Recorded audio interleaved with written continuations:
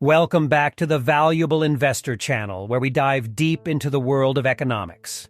I am John, and in today's video, we'll be exploring a topic that affects us all: inflation and its impact on the economy. But more importantly, we'll be taking a critical look at the role of central banks in this complex equation. Before we delve into the central bank's role, let's start with a clear definition of inflation. Inflation is the sustained increase in the general price level of goods and services in an economy over time.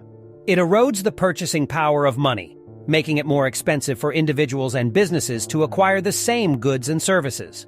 Central banks play a crucial role in managing an economy's money supply and interest rates. Their primary tool for controlling inflation is monetary policy.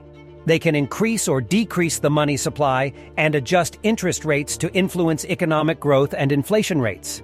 While central banks are tasked with maintaining price stability, their response to inflation has often been a subject of criticism. Critics argue that central banks' actions, especially in recent years, have led to unintended consequences and distortions in the economy. One of the critical concerns with central banks' response to inflation is the impact on ordinary citizens. When central banks resort to increasing the money supply to combat deflation or stimulate economic growth, it can lead to higher inflation. This devalues individuals' savings and income, effectively imposing an inflation tax on the general population. Another consequence of central bank actions is asset price inflation. By implementing low interest rate policies and quantitative easing measures, central banks often drive up the prices of assets such as stocks, real estate, and bonds. This can create financial bubbles and increase wealth inequality, as those who own assets benefit disproportionately. Central banks' efforts to combat inflation sometimes result in extremely low interest rates, which can erode the value of savings. Savers and retirees who rely on interest income face difficulties in growing their wealth or maintaining their standard of living.